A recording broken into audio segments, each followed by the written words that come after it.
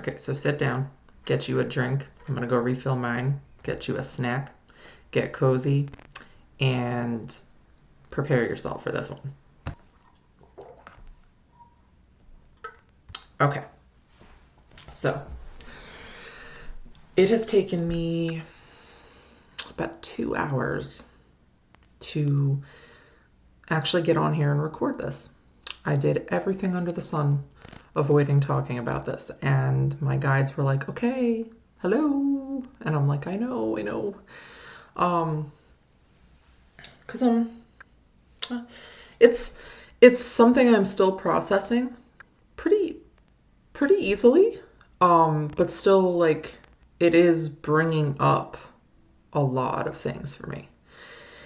So that being said, before I even continue with this video, if you are committed to misunderstanding people, if you are easily triggered, just turn this video off right now. Just don't. Just don't, okay? Because this is not what I'm here to do.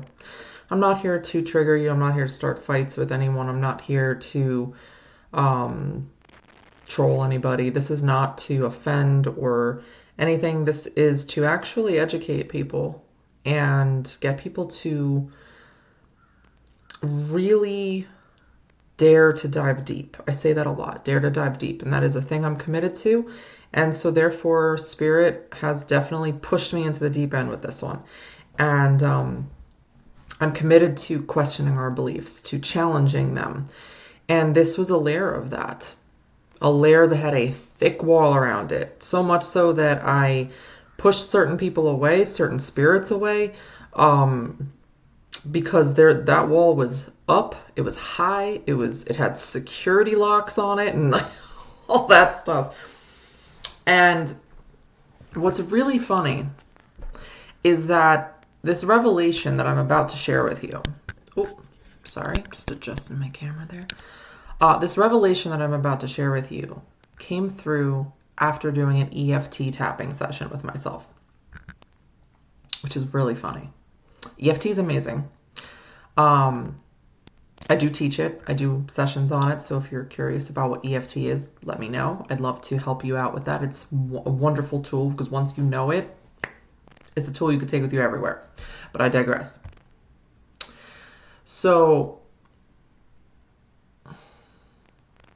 I was tapping, and after doing this tapping session, this flood of information came to me about demons, right? And what I was tapping on was my witchiness, and stepping deeply into that, accepting myself, no longer being my own worst enemy, being my own best friend, being my own cheerleader, calmly and confidently living and leading a happy, healthy, peaceful, magical, prosperous life, and being the healthiest, happiest, witchiest me I can be. And that's what I was tapping on. And that brought up a lot of things recently in regards to what I just spoke on in my coffee talk video. How I was condemned for everything under the sun spiritually. Like if something went wrong spiritually in our home, it was my fault because I'm a witch, right? If there was weird paranormal stuff going on in the house, I would be blamed for it because I didn't fully practice what my family practiced. It was automatically my fault, even though that stuff was going on way before I was born. But I digress again. So this EFT tapping really brought these things up for me to start looking at, right? And because I was really looking at them and I was facing a lot of these lies and these mythologies and these things about myself, it was able to make space for what I'm about to tell you. I know I keep delaying because there's so much to it, and I want to be able to bring this in an easily digestible way so that it doesn't scare the shit out of anybody, but I guess I can't control that, right? I'm hearing that like right now, like you can't control people's reactions or responses to what you're about to say. So therefore I'm just going to say it. Demons are not what we think they are. Okay? Now, I'm a reverend. I'm an ordained minister, have been for about 10 years now, maybe a little longer. It's been a long time. So, at least a decade. And I only recently stepped into my role as an exorcist a few years ago. And because that was a calling through Hecate and my other guides, that I was told that was part of my path, right? Because I had seen some things, and like I said in my coffee talk episode, I've always been fascinated with understanding the dark, because how are you going to really walk in light and utilize your light if you're not steeped in your darkness, rooted and grounded by it and understanding of it, right? So in my practices, doing cleansings and exorcisms, attachment removals, and things like that, I would also always educate my clients on the mental and the emotional and even the physical to that stuff. I would always recommend to my clients after a cleansing, after an attachment removal, an exorcism, extraction, that they come back for further work, not just to remove the stuff and then be like, okay, see you later. You know, like that's not how I work. That's not how I operate. I'm not just going to send you on your way and hope for the best. Like, I want to make sure you are mentally, emotionally, and physically well. And I would always tell them, because we don't want this coming back. We don't want this happening again. I don't want to just have you coming back here to have stuff removed for you to just go back out there and attract it back and put it back where it was. You know, so I would take them through, a series of like mental exercises and getting to the root of when these possessions and these spiritual attacks started and what was going on with them in their lives and in their mindset. We'd go into their childhood, we'd go into their relationships and their sexual history sometimes, because you can get spiritually transmitted diseases just as much as you can sexual ones, okay? And so that was always a infused bit of knowledge that was given to me, to remember that when I'm helping people with that this is a mental and an emotional and a physical thing too. So that was there already. And I still believe in divine beings. Like, don't get me wrong with what I'm telling you, what I'm going to go into. This is just mind-blowingly, powerfully amazing in regards to my work and your work and what we can do as a collective if we actually accept this information for what it is, which is, I truly believe, a fact.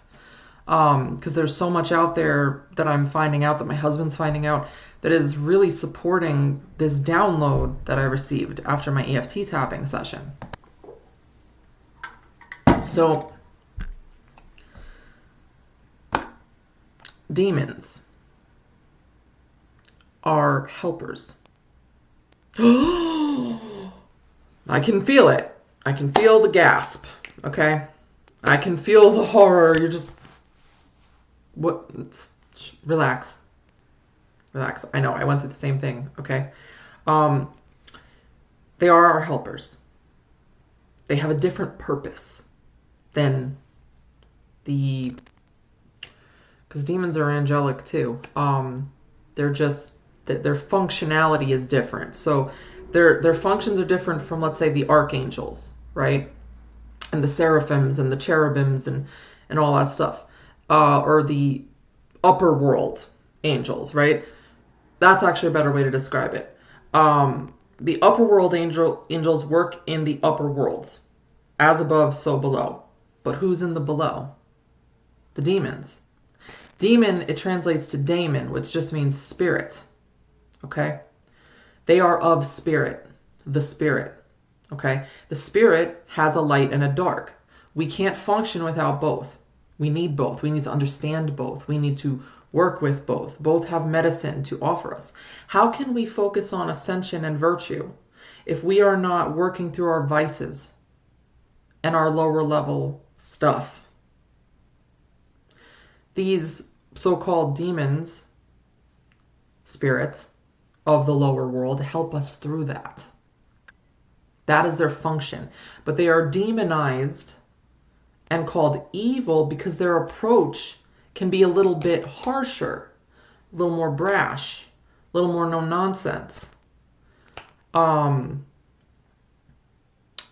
a little tougher, a little rougher around the edges. Now listen, I'm not saying I don't know everything about all of them. Okay, this is something that's new. They are approaching me very lightly, and they're helping me integrate a lot of shadow stuff, but it's not that I'm saying I'm actively working with them yet. I'm respecting them.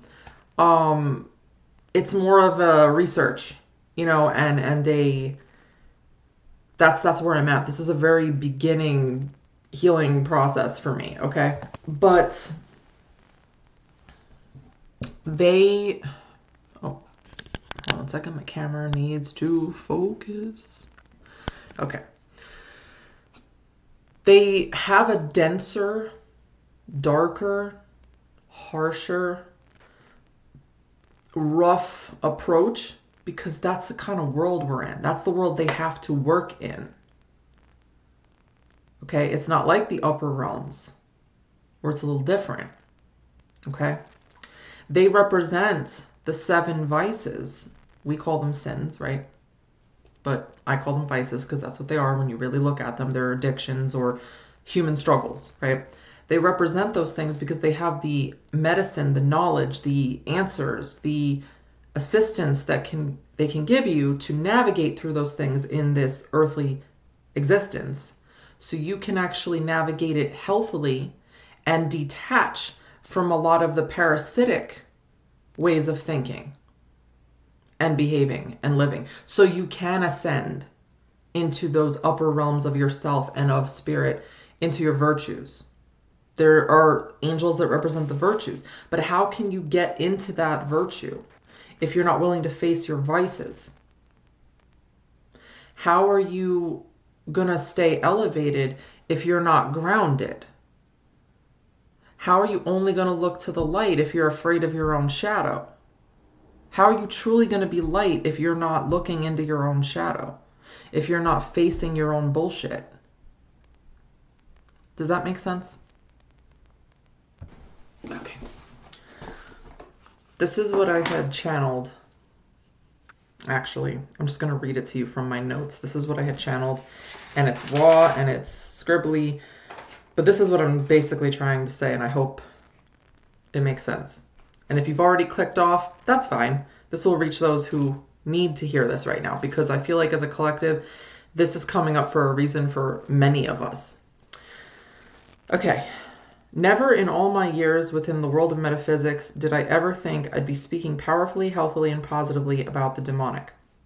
I've done exorcisms and cleansings many times, and interestingly enough, after each time, I'd always be sure to remind my clients to come back so we could continue further coaching and dive deeper into healing their mental and emotional spaces, only to come to find through the immense download of infused knowledge that the demonic is not what we thought entirely, that a lot of times what we think are demonic attacks are actually manifestations of thought and emotion. A poor mental landscape can create a hellish reality. Hell and heaven are states of mind and being. This is even where we can experience poltergeist activity because the mind and emotions can be so strong they can cause currents of forceful energy to move things. This is an actual fact. When I was a teenager and going through just absolute horror at home, after one of the many fights I had with my mom, I went into my room, slammed the door, laid in my bed, and I was having a plethora of just angry thoughts and just emotions, and I wanted to cry, but it couldn't come out. And then all of a sudden, all my CDs on my table flew across the room. Okay? I manifested that. That's a current of energy. This is not just woo-woo, this is science. Okay? But we will automatically write this off as demonic or malevolent activity. We discredit the power of energy and the residue it can leave behind from both the living and the deceased.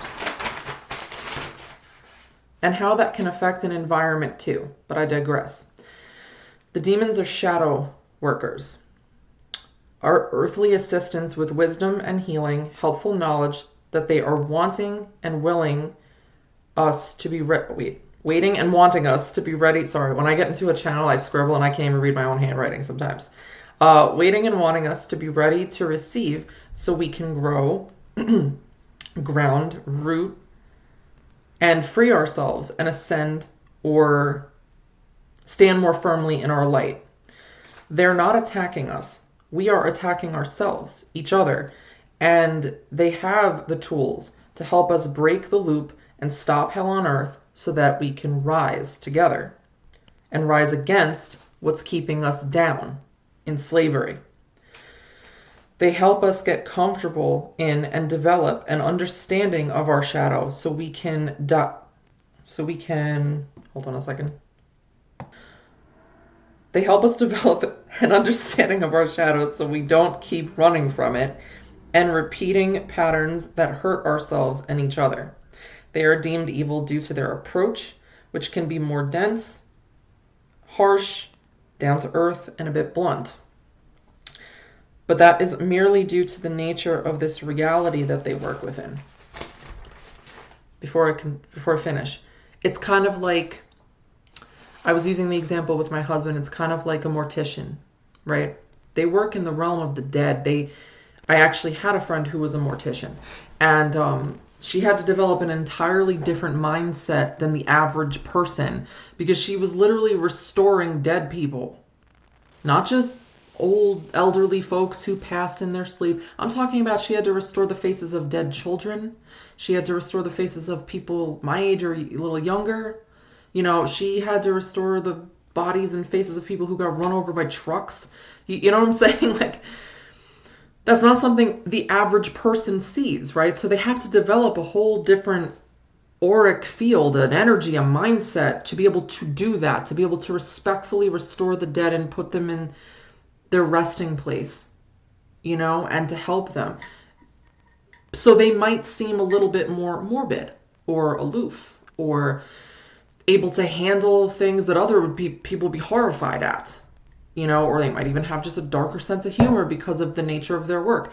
And that doesn't mean they're bad. They're restoring the bodies of our loved ones, right? They're doing a job that's kind of like, not dirty. They're doing the dirty work though, like the nitty gritty, hard stuff we don't want to look at, because the end result is our loved ones look really pretty afterwards, and that helps us deal with them being dead, right? So, but they see the horror of it, and they turn that horror into something beautiful, into something peaceful, magical, respectful. Okay, so they do the nitty gritty stuff. So they have to have a whole different type of personality to be able to deal with that. And the same thing goes for the demonic.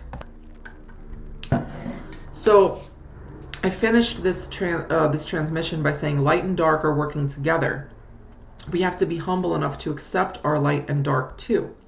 7 vices equals 7 virtues, but we can't fully elevate if we are ungrounded and unaccepting of what is at the root of who we are. These beings can help us with those things. They are not against the light. They are helping keep the balance. They are also a part of the plan. Many entities are our own creation. There is power in words and names, and when we can name our issues or our own demons, right, we can ultimately take their power away by holding ourselves accountable to fix them. These darker beings can help us with that. Okay?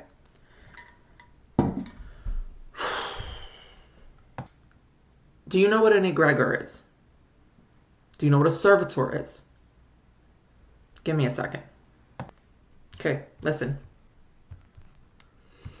An egregor is a non-physical entity or thought form that arises from collective thoughts and emotions of a group of people. These entities are believed to have an independent existence and can influence the thoughts and behaviors of the group, with their effects being either positive or negative, depending on the nature of the thoughts that created them. Okay? So, for instance, there are tons of people out there, and the source of what I'm about to say came from a respected author and exorcist out there, who also said the very same thing from her years of research and work in the field, okay? There are tons of people out there who work with Lilith and do so from an angsty, man-hating point of view. Lilith doesn't hate men. Lilith doesn't actually hate children. Okay? She has come to me multiple times and I pushed her off. I actually told her to F off one time because of my own personal fears, blocks, cautions, all that stuff about her, and feeling like there was chaos around her and that she's a chaotic being. But really what I was feeling was the egregor, the collective that has created her into something else, using her name but creating a different entity. Okay? Now she's so much more, and I'm not going to go into further details on that. I'm not taking away from her. Of course she can get pissed off. God gets pissed off too. Are we going to demonize God? Are we going to say God's a demon now because God gets mad enough and has gotten mad enough to actually kill people? No.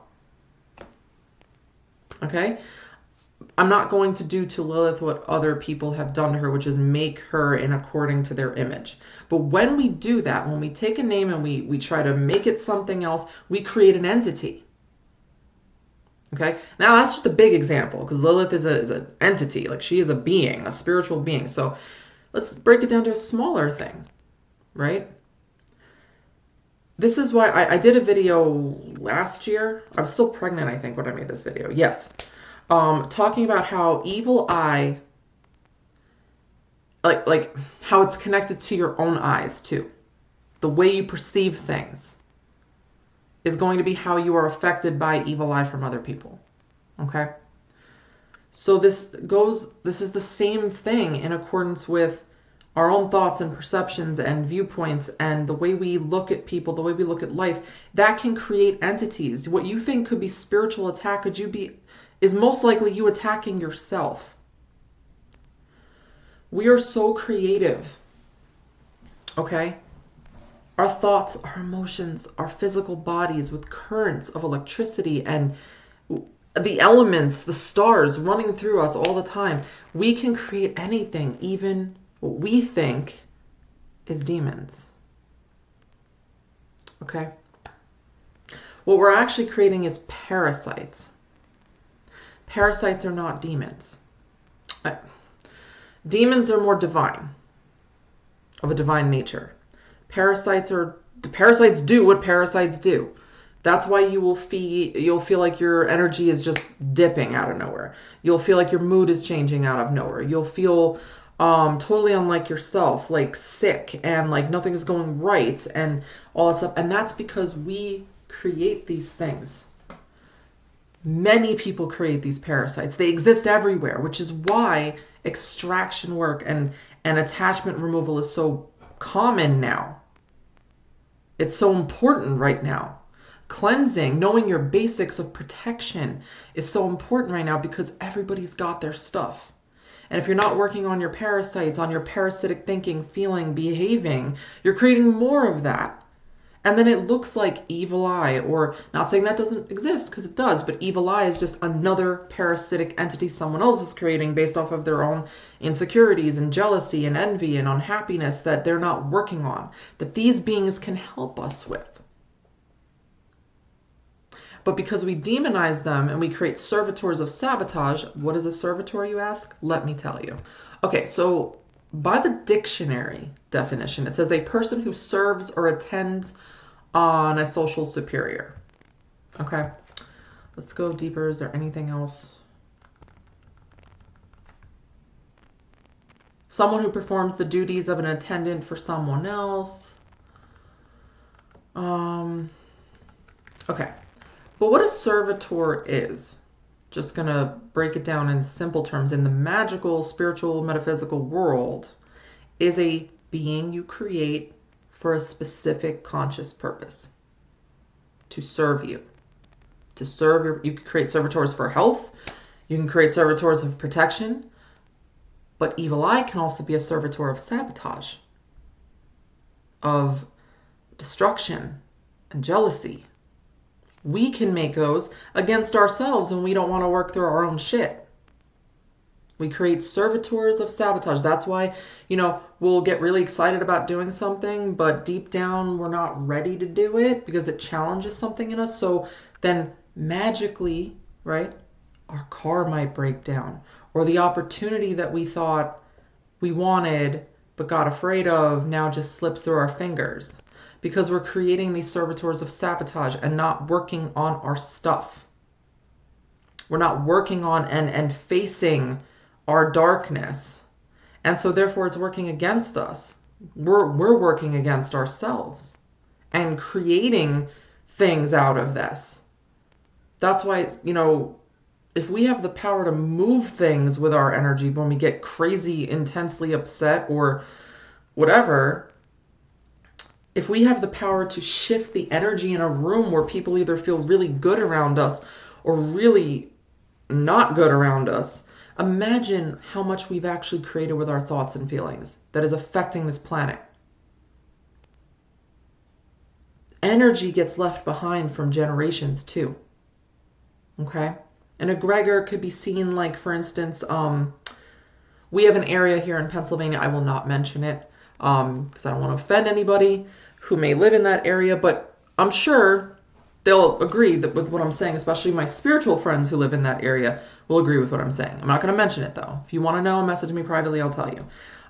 There's an area here that, actually there's a couple here. One of which, the area I grew up in, which was the Poconos. The Mount Pocono area, especially Tobyhanna, has some darkness there. But there's a few areas here, right? And it's just when you enter that area, right? Because the area I live in right now, totally peaceful. And I live like a walk away from a cemetery. Okay, so you'd think, ooh, creepy, but no. It's actually super peaceful here. I love it here. But when I go to certain areas, you could be driving from one area and feeling great and you're listening to music, jamming out. And then it's like you go in this area and you're like, whew, that's egregor. That's an egregor. That's a collective energy that is there. That could be fearful, angry, aggressive, attacking. The area I'm talking about that I don't want to mention, because I'm trying not to mention too many areas because I really don't want to offend anybody. And I'm sorry for those of you who do live in the Poconos and Tobyhanna. All right, I'll just mention it. It's Allentown. Okay, Allentown. There are certain parts of Allentown that are just crap. The energy there is crap. Not the people. I'm just saying the energy there is crap and it affects the people. And it's got a violent energy to it. Okay, me and my husband, we had driven out there 2 years ago when we were running a food pantry out of our apartment. And we did drop-offs to people who couldn't, if they didn't have access to a vehicle or whatever. And we were doing a drop-off there. And this was a really bad part of Allentown. Now, not all of Allentown is bad, okay? This is just, this particular spot was not, it was no bueno. Okay, and we get there. Sorry, I'm trying to process the memory too, because I'm just like, oh God, yeah, that was heavy. We get there, I feel this tightness in my chest out of nowhere, and Brian's like, yeah, this is a really bad spot. And I was like, I can feel it. We do the delivery, get in our car. The car won't start. The car was fine. There was nothing wrong with it. We had actually just gotten it from the shop. Doing the routine like oil change and stuff like that. The car was fine.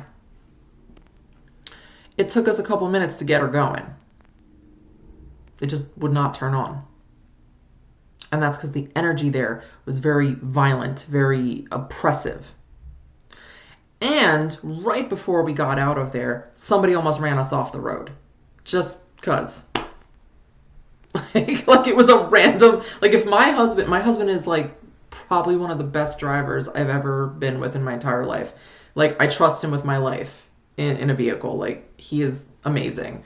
And if he hadn't done the witchy woo-woo that he did behind the wheel, we would have been creamed by this car. I still don't know how he did it. It was just the close call of those two vehicles. The fact that he got us out of that was you're an angel. He's an angelic being himself. But yeah, the energy there was strong enough from that collective that our car wouldn't start. Okay? So now imagine too energy that's already left behind that hasn't been cleared. That's why I get so annoyed at so many of these paranormal channels that they go on to these expeditions and these investigations and these travel journeys, and they go to all these places that are really heavy with dark spiritual energy, unhealed dark spiritual energy, just to get footage, just to show you, oh, see, this is haunted. Okay, but what are you doing about it? How are you helping the land and the people here? Or is this just to rack up views, which only adds to more collective energy of fear and fright and whatever else, addiction, to that feeling? It puts it into that place and keeps the strength of that darkness going and going and going instead of elevating. Okay? And then we call all that energy that's happening demonic when it's just unhealed, unelevated. And that goes for us too. A lot of times, no, you're not being spiritually attacked. You're attacking yourself. You're around the wrong people possibly who don't want to elevate. And so therefore they're creating parasites that are leeching onto you. Parasitic energy is what we're fighting against. Okay? But these demons, I've been doing research on a couple of them, just ones that pop up. And there's one of them that, his name came to me and I looked it up, and he stands for justice, retribution, retrieving what's been stolen from you, protection. And his main stipulation is he will not help you if you are asking for his help for evil means. He will not do corrupt work for you. He will not hurt other people just to hurt people for you. If you come to him with a corrupt heart or purpose, he's going to tell you to F off. How is that evil? Now, he's not afraid to do what's necessary to protect you. Because again, they're like the vigilantes of the ethereal. That's how me and my husband kind of hashed it out. We're like, so they're kind of like vigilantes. Like they're not necessarily obeying all the rules per se, but they're doing what they can to help people in a less than acceptable way, maybe, in a way that is not as pretty, So then there's another one that has come to me that I had seen before, who freaked me out when I first saw him, and that was before I came to this point, right? He came to me again. Started doing research on him. He helps with philosophy, moral, natural philosophy, healing from a lot of our vices. I've known of people who have worked with him who said they had terrible addictions, even abusive behaviors, and he helped them work through them. How is that evil? How are we going to call that evil? Now, I also have heard that he is a no-nonsense, and he's not going to accept that you're just going to stay with your addiction and sit in your shit. Again, no nonsense. You want to work in this nitty gritty, get to the dark roots of yourself, heal, grow, stand stronger, firmer, healthier. You're going to have to go into the shit first and pull all this stuff out. You want to ascend and work with the lighter beings, you have to know where you come from first. Does that make sense? So this is my journey right now. And again, I'm at the beginnings of this. This is a revelation, and this is mind-blowing, and I'm going down the spiral right now. Going down the spiral staircase into the abyss of knowledge. And I mean, what kind of how can I be a good minister to my community if I'm not doing this? I've always said that since I started this, that I want to learn with my community. And this was a big area that I was stubborn about, that I was, but I know that I'm ready now because of the fact that it came to me so clearly, that I tapped into it, it was ready, and I was accepting of it. And I think it's because I've been through a lot of initiations this year, one, giving birth, two, facing a lot of darkness, losing a lot, dealing with a lot of repetitive patterns with just different kinds of relations with people, and saying enough is enough. And because I did that, I feel like it opened this up and it made me ready to receive it, if that makes sense. And I'm excited, a little nervous, intrigued, because I know this is not only going to make me a better person, but it is going to also make me a better minister, better coach, better wife, better witch, better mother. It's just going to help me grow and therefore help you grow in the process. So I hope this was received well by you. I hope this found and fed you the way it was meant to. Thank you for joining me on this first of many episodes of Spirit Medicine. I'd love to know your thoughts, your comments, your feedback. Please keep things respectful. Any kind of hateful or offensive comments will be automatically deleted and you will be blocked from my channel. Because that's not what we do here. We're here to learn, we're here to grow, we are here to hear other point of views in a respectful way, and that's all it's about. Love you very much. Take care.